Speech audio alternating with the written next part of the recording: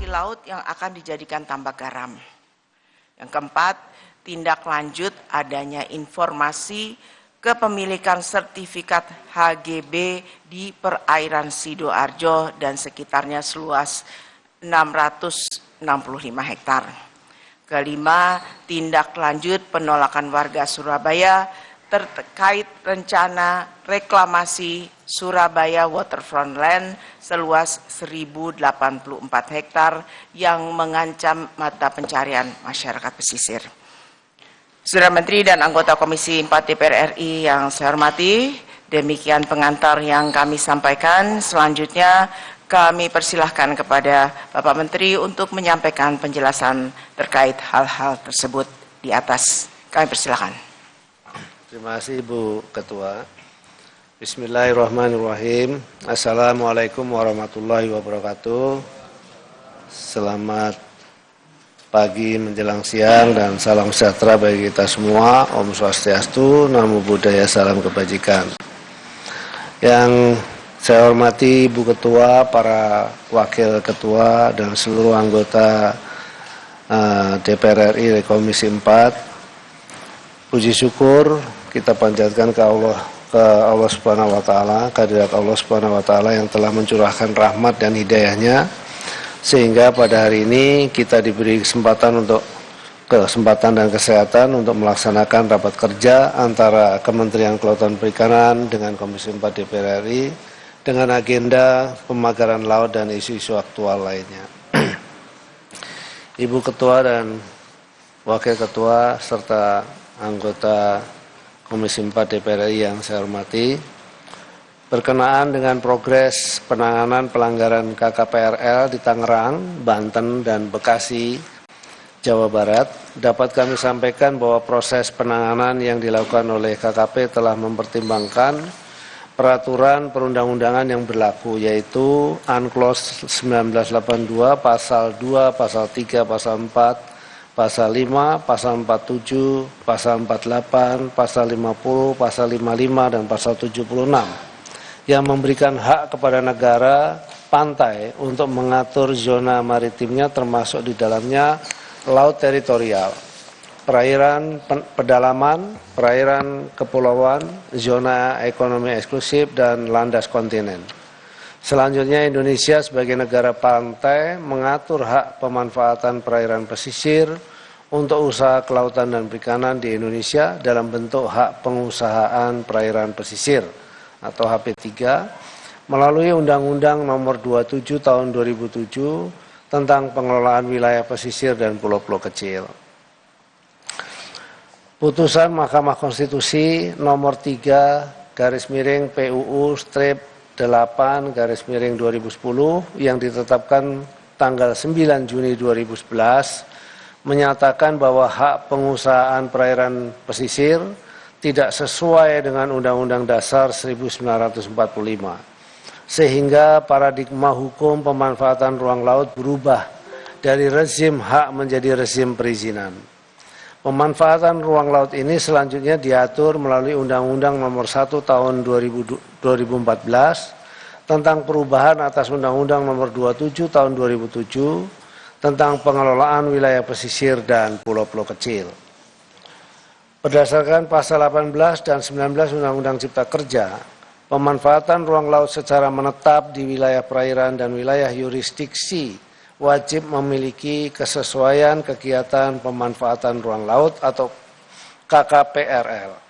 Sehingga pemanfaatan ruang laut yang tidak memiliki KKPRL adalah tindakan pelanggaran hukum yang sanksinya mengedepankan sanksi administratif.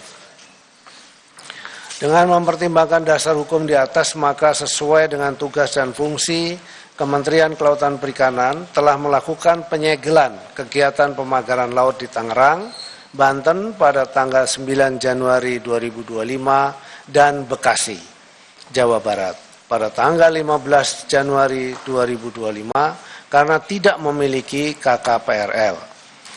Hal ini perlu dilakukan mengingat kegiatan pemagaran laut yang dilakukan tersebut memberikan dampak negatif terhadap ekosistem perairan laut, mempersempit daerah penangkapan ikan, merugikan nelayan dan pembudidaya, serta mengganggu operasional PLTU Banten 03 dan PLTGU Muara Tawar Bekasi yang merupakan objek vital nasional. Selanjutnya pada hari Rabu 22 Januari 2025 telah dilakukan pembongkaran pagar laut di Tangerang, Banten, kurang lebih sepanjang 5 km yang melibatkan berbagai instansi dan masyarakat nelayan dan akan dilanjutkan hingga selesai sepanjang 30 km. Kami menyampaikan terima kasih dan apresiasi kepada pimpinan dan anggota Komisi 4 DPR RI yang telah memberikan dukungan dan partisipasi dalam proses pembongkaran pagar laut tersebut. Sebagai solusi penyelesaian permasalahan, maka tindak lanjut yang akan dilakukan Kementerian Kelautan Perikanan adalah yang pertama, melanjutkan proses investigasi dan pemeriksaan terhadap pembangunan pagar laut yang telah dilakukan penyegelan oleh Polsus KKP sesuai dengan peraturan yang berlaku. Yang kedua, konsolidasi dan koordinasi dengan kementerian atau lembaga dan pemerintah daerah untuk pengendalian pemanfaatan ruang laut secara nasional mengacu kepada peraturan perundang-undangan yang berlaku. Ibu Ketua dan Wakil Ketua, para anggota Komisi 4 DPR RI yang saya hormati, kami menyadari bahwa saat ini KKP masih memiliki kelemahan dalam pengawasan pemanfaatan ruang laut. Akibat adanya keterbatasan sarana prasarana dan dukungan operasional yang membutuhkan penguatan anggaran, serta penguatan tugas, fungsi dan tanggung jawab Kementerian Kelautan Perikanan melalui revisi Undang-Undang Kelautan.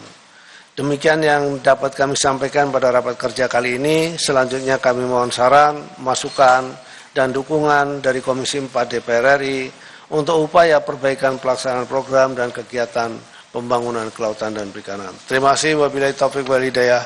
Wassalamualaikum warahmatullahi wabarakatuh. Om Santi Santi Santi Om.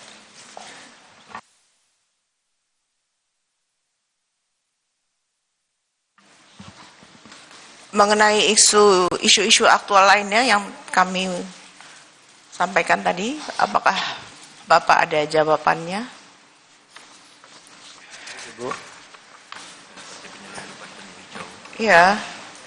Jadi, ada 5 poin tadi. Dengan temuan SHGB seluas 656 hektar di perairan Sidoarjo, jadi status luas yang diduga memiliki HGB di laut adalah 437,5 hektar. Landasan hukumnya pada Perda 10/2023 tentang RT RWP Jawa Timur, lokasi HGB berada di zona-zona pengelolaan ekosistem pesisir, zona perikanan tangkap, dan zona bandar udara. Pada Perpres 66/2022 tentang RTR KSN Gerbang Kertosusila, lokasi HGB berada pada zona RD.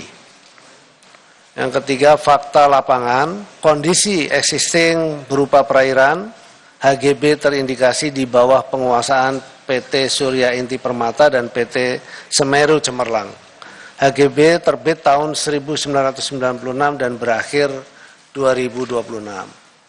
Tindakan yang dilakukan oleh KKP telah melakukan identifikasi melalui desk studi, analisis garis pantai dengan mengacu Perda 10 tahun 2023. Rencana tindak lanjut, KKP berkoordinasi dengan Kementerian ATR BPN dan pemerintah daerah Provinsi Jawa Timur untuk melakukan verifikasi lapangan secara bersama. Yang kedua, pemanfaatan pulau untuk pariwisata, yaitu PT CPS Pulau Pari Provinsi DKI Jakarta. Statusnya PKKPRL PT CPS yang diterbitkan pada tanggal 12 Juli 2024 untuk kegiatan cottage, apung, dan dermaga wisata, luasnya 180 hektar, terindikasi pelanggaran dengan melakukan kegiatan reklamasi tanpa izin. Kegiatan pengerukan menggunakan alat berat yang viral di Pulau Pari dilakukan oleh PT CPS di dalam area KKPRL terbit. Area di sekitar kegiatan pengerukan dengan PEKU berupa ekosistem mangrove dan padang lamun kategori baik.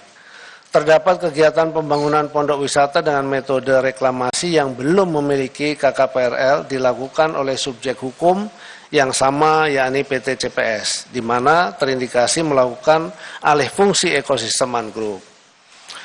Landasan hukum, indikasi melanggar Undang-Undang Nomor 27 Tahun 2007 tentang pengelolaan wilayah pesisir dan pulau-pulau kecil sebagaimana telah diubah terakhir dengan Undang-Undang Nomor 6 Tahun 2023 tentang penetapan PP pengganti Undang-Undang Nomor 2 Tahun 2022 tentang Cipta Kerja yang menyatakan bahwa seluruh kegiatan pemanfaatan ruang di laut yang dilakukan secara menetap lebih dari 30 hari harus memiliki izin pemanfaatan ruang laut berupa persetujuan kesesuaian kegiatan pemanfaatan ruang laut atau PKKPRL dari Menteri Kelautan dan Perikanan. Tindakan yang dilakukan oleh KKP telah melakukan full bucket DJP KRL, KKP, Direktorat Jenderal Kelautan dan Ruang Laut KKP, telah melakukan penilaian KKPRL pada 22 Januari 2025 dan ditemukan indikasi pelanggaran. Indikasi pelanggaran ditindaklanjuti sesuai ketentuan perundang-undangan. Rencana tindak lanjut, KKP mempertimbangkan untuk menjatuhkan sanksi kepada PT CPS atas indikasi pelanggaran yang telah dilakukan. KKP akan melakukan sosialisasi KKPRL sebagai perizinan dasar dalam pemanfaatan ruang laut.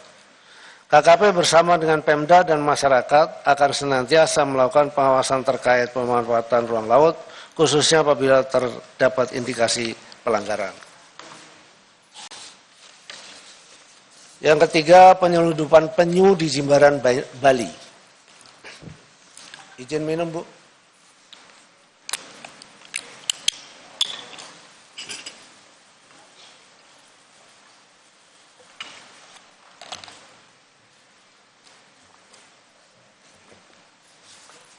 Status pada 10 Januari 2025, Polres Jembrana menerima laporan masyarakat tentang aktivitas mencurigakan berupa pengangkutan hewan laut dalam jumlah besar.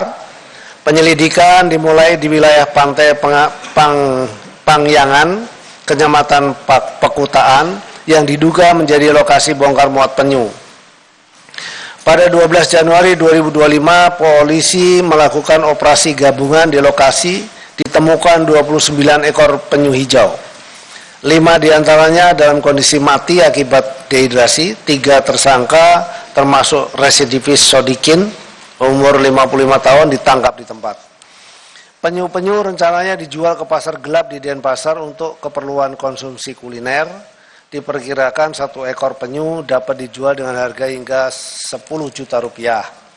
Landasan hukum, para tersangka dijerat dengan Undang-Undang Nomor 5 Tahun 1990 tentang konservasi sumber daya alam hayati dan ekosistemnya, dengan ancaman penjara hingga 15 tahun. Proses hukum masih berlangsung dengan fokus pada residivis sebagai pelaku utama. Tindakan KKP, pelepas liaran sebanyak 19 penyu yang sehat dilepas ke laut di pantai Desa Perancak dengan pendampingan Balai KSDA Bali. Perawatan 5 penyu yang sakit dirawat di fasilitas konservasi terdekat. Lalu kemudian edukasi, yaitu pendekatan kepada masyarakat pesisir mengenai perlindungan penyu hijau. Rencana tindak lanjut, Kementerian Kelautan dan Perikanan akan melakukan patroli rutin di wilayah pesisir Jembrana. KKP terus melakukan sinergi dan kolaborasi dengan polisi, BKSDA, dan komunitas lokal untuk memantau aktivitas mencurigakan. KKP telah melakukan kampanye kesadaran tentang pentingnya konservasi penyu.